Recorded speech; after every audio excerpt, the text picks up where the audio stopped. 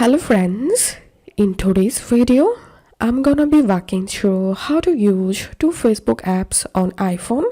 First of all, you have to install Facebook app from App Store and log in into your first account here, and then open App Store again and search here copy app, and you have to install this app from here. Once it's installed, tap on open, tap on this plus icon at the top right and select Facebook, tap on done, give here your second Facebook name, tap on submit, and now tap on the second Facebook,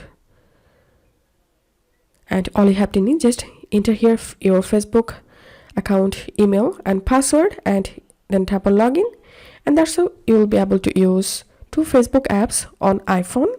If this video helped you, give a thumbs up and please consider subscribe to 5 Minute Solution. Thank you for watching.